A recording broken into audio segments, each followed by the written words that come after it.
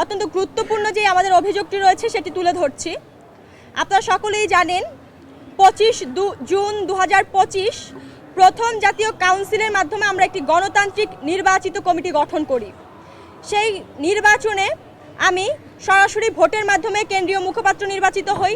এছাড়াও আমাদের সাথে রয়েছেন সিনিয়র যুগ্ম সাধারণ সম্পাদক, সম্মিলিত প্রাইভেট বিশ্ববিদ্যালয়ের সদস্য সচিব। কিন্তু বাস্তবতা হলো আমাদেরকে আমাদের সাংগঠনিক দায়িত্ব পালন করতে দেওয়া হয়নি এবং ধারাবাহিকভাবে আমাদেরকে বাধাগ্রস্ত করা হয়েছে। কেন্দ্রীয় যোগাযোগ মাধ্যম প্রশাসনিক অ্যাক্সেস থেকে আমাদেরকে বঞ্চিত করে রাখা হয়েছে।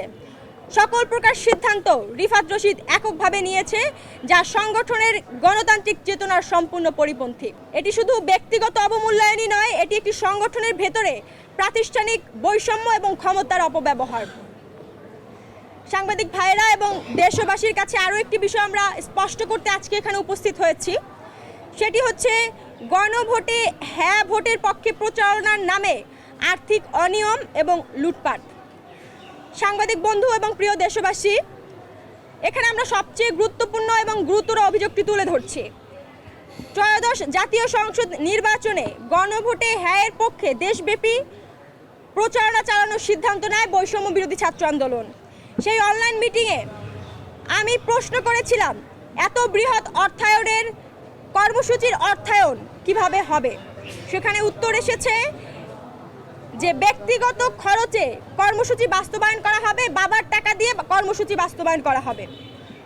কিন্তু পরবর্তীতে কোন ব্যক্তি, কোন সংগঠন কিংবা কোন প্রতিষ্ঠান থেকে ফান্ড সংগ্রহ করা হয়েছে এবং তা কিভাবে ব্যয় করা হয়েছে তা কেন্দ্রীয় মুখপাত্র, সিনিয়র যুগ্ম সাধারণ সম্পাদক, সম্মিলিত প্রাইভেট বিশ্ববিদ্যালয়ের সদস্য সচিব, আহত সেল সম্পাদক হওয়া সত্ত্বেও আমাদের কারো কাছে সেই সম্পর্কিত তথ্য উপস্থাপন করা হয়নি, বরঞ্চ গোপন করা হয়েছে।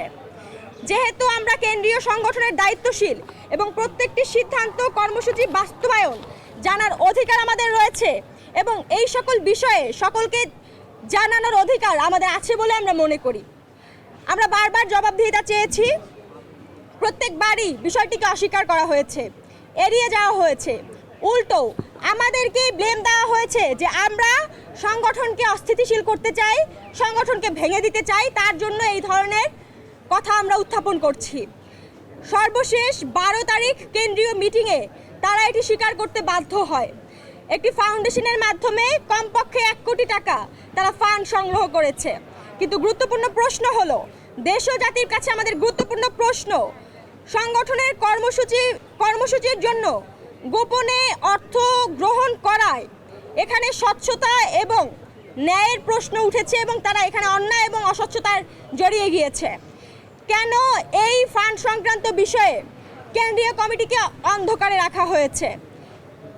এমনকি আমাদের জেলা কমিটি থেকে শুরু করে অনেকগুলো ইউনিট কমিটিও এই ব্যাপারে, অধিকাংশ ইউনিট কমিটিও, অধিকাংশ বলতে গেলে আমরা যদি বলি আমাদের প্রায় সবগুলো কমিটি, ইউনিট কমিটি থেকে শুরু করে আমাদের কমিটিগুলোকে অন্ধকারে রাখা হয়েছে ফান্ড সংক্রান্ত বিষয়ে।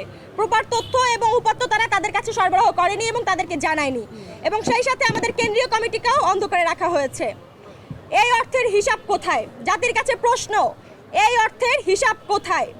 কেন একজন নির্বাচিত মুখপাত্র, একজন সিনিয়র যুগ্ম সাধারণ সম্পাদক, সম্মিলিত প্রাইভেট বিশ্ববিদ্যালয়ের সদস্য সচিব, আহত সেল সম্পাদক হওয়া সত্ত্বেও এদেরকে তথ্য উপাত্ত সরবরাহ না করে কেন গোপন করা হয়েছে? বারংবার এই বিষয়ে প্রশ্ন করা হয়েছে।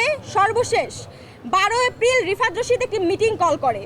সেই মিটিংয়ে ব্যয় উপস্থাপনের পূর্বেই উপস্থিত সকলের ফোন তারা জব্দ করে নেয় এবং নিয়ে নেয়, যাতে কোনো ধরনের তথ্য প্রমাণ সংরক্ষণ করা না যায়। আমি পুনরায় বলছি, 12 তারিখ একটি মিটিং কল করা হয় রিফাত রশিদের মাধ্যমে। সেই মিটিংয়ের অর্থ ব্যয় উপস্থাপনের পূর্বেই সকলের ফোন জব্দ করে নেওয়া হয়, সকলের ফোন নিয়ে নেওয়া হয়, যাতে কোনো ধরনের তথ্য উপাত্ত আমরা সংরক্ষণ করতে না পারি। আমরা স্পষ্টভাবে বলতে চাই, উপস্থাপিত হিসাব গোপন করার কারণে তা অবিশ্বাস্য, অসঙ্গতিপূর্ণ এবং গোজামিলপূর্ণ। এই পুরো প্রক্রিয়া পরিকল্পিত আর্থিক অনিয়ম, সম্ভাব্য আত্মসাতের ইঙ্গিত বহন করে। দায় এড়িয়ে স্বৈরাচারী পদ্ধতিতে অবৈধভাবে সংগঠনকে তারা স্থগিত ঘোষণা করেছে।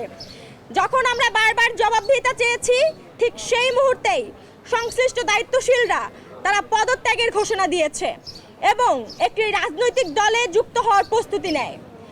এরপর তারা সাংগঠনিক কোনো প্রকার আলোচনা ছাড়াই, কোনো বৈধ প্রক্রিয়া অনুসরণ করা ছাড়াই বৈষম্য বিরোধী ছাত্র আন্দোলনকে অবৈধভাবে স্থগিত ঘোষণা করে। সবচেয়ে উদ্বেগজনক বিষয় হলো তারা বৈষম্য বিরোধী ছাত্র আন্দোলনের কেন্দ্রীয় ভেরিফাইড ফেসবুক পেজটিকে ব্যবহার করে একটি প্রেস রিলিজ চাপিয়ে দেয়।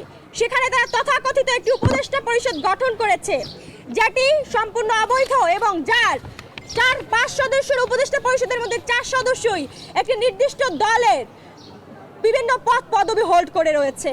আমরা এখানে উল্লেখ করতে চাই, যেহেতু তাদের তরফ থেকে আমরা কোনো ধরনের তথ্য কিংবা কাগজ পাইনি যে কোথা থেকে আমাদের ফান্ডটি এসেছে এবং কিভাবে ব্যয় হয়েছে, সেটির জন্য আমরা প্রপার তথ্য এবং উপাত্ত পেতে বাংলাদেশ ব্যাংকের কাছে একটি চিঠি লিখেছি, যাতে বাংলাদেশ ব্যাংক খুব দ্রুত এই তথ্য উপাত্তটি আমাদেরকে সরবরাহ করে যে কিভাবে ফান্ড এসেছে, কোন থ্রুতে ফান্ড এসেছে, এবং এই বিষয়গুলো যাতে আমরা পরবর্তীতে বাংলাদেশ ব্যাংক থেকে তথ্য উপাত্ত পাওয়ার পরে আমরা পরবর্তীতে প্রেস ব্রিফিংয়ের মাধ্যমে আপনাদের সাথে উপস্থাপন করব।